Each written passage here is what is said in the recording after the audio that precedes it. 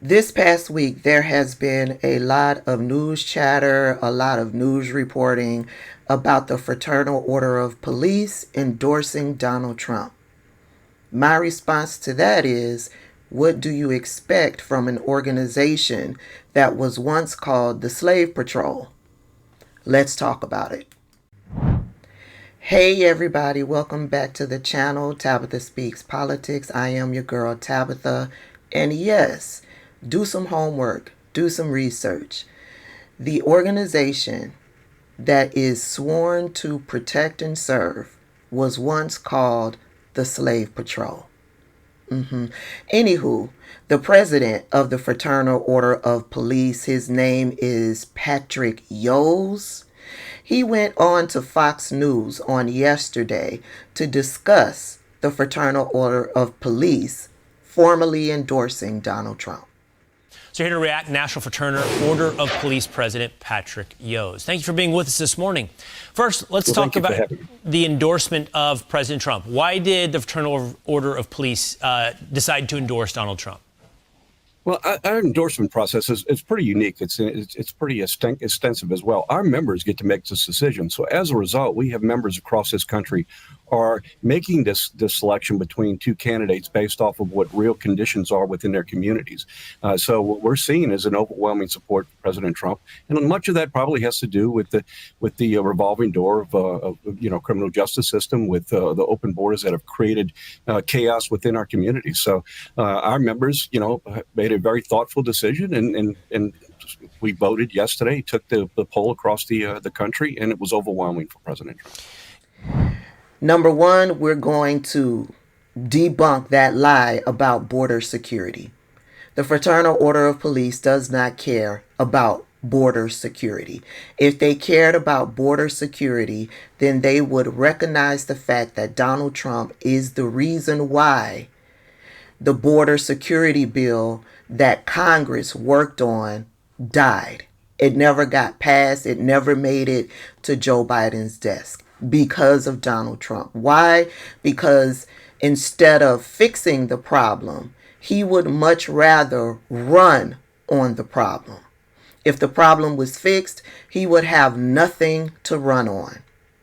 So when he got wind that Republican members of the House and Republican members of the Senate were working together with Democrats of the same to come up with a border security bill, Donald Trump placed a call to his minions in the House and in the Senate, and he had them to kill the bill.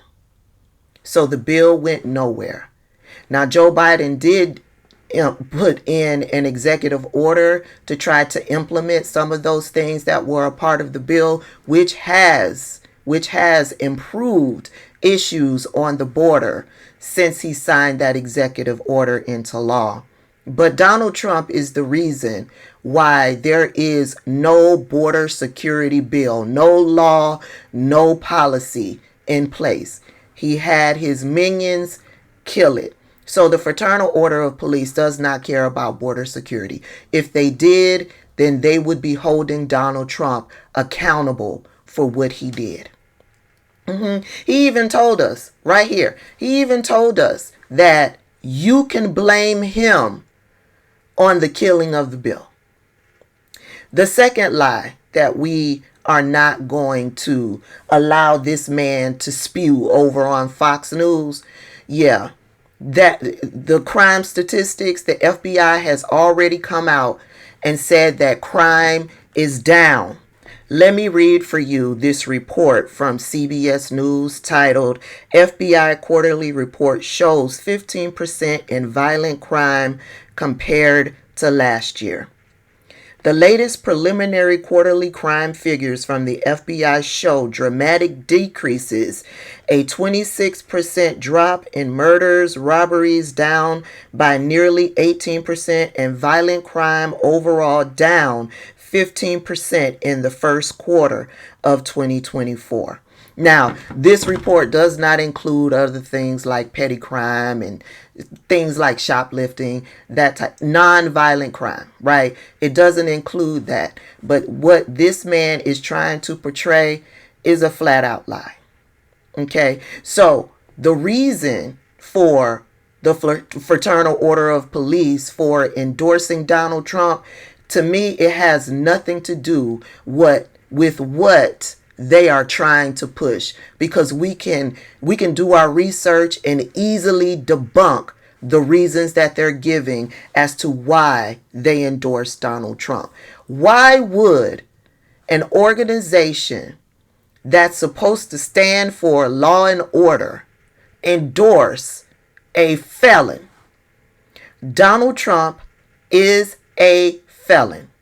And to me, them endorsing a felon has made their entire organization a joke, a mockery. Donald Trump faced 91 indictments. He has been able to get those indictments down to 12. He was found guilty on 34 counts. 45 counts him and his team of lawyers have managed to get dismissed. So right now, he's only facing 12. Okay, but that doesn't negate the fact that he is a convicted felon. That doesn't negate the fact that he has been found liable twice for 1, defamation, and 2, rape of E. Jean Carroll. Right? And he's currently facing sentencing in November for those 34 counts that he was found guilty of. Why? For falsifying business documents so he can cover up an affair that he had with Stormy Daniels. This is the candidate that they chose to endorse instead of the candidate that worked closely with police departments. The former district attorney, the former attorney general.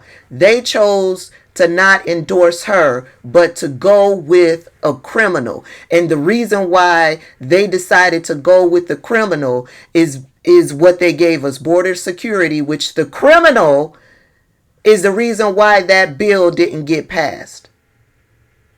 And they chose to talk about the increase in crime when the FBI has put out a report showing that there has been a decrease in crime.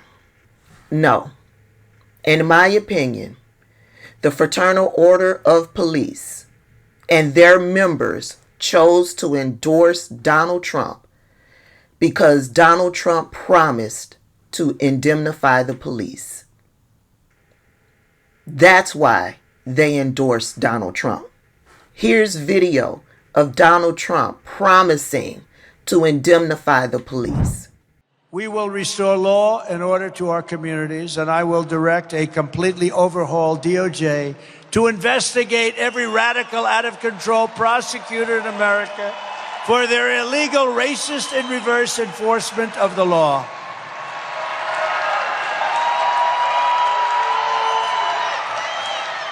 I am also going to indemnify all those policemen that were shaking my hand back there. You better be listening. Police officers, law enforcement, please listen.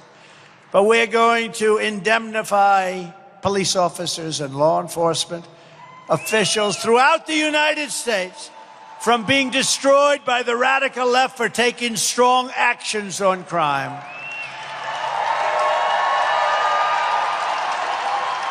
They're going to be indemnified. We're going to pay them for their costs, for their lawyers. You know, policemen have to go, in many cases, hire a lawyer to protect themselves. The state doesn't want to get involved. These people are crazy, what they're doing to our country.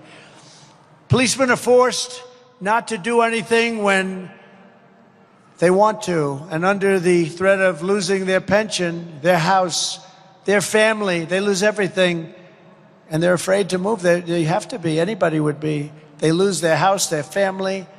They lose everything. They lose their pension, and we're going to indemnify them, do the job. They can do the job, and they want to do the job. When they're standing there in front of a department store that's being looted by 400, mostly kids, but other people too, and they want to do something so badly, but they're told not to because there's liability. They're not going to have any more liability. They're going to do their job. They're going to stop it.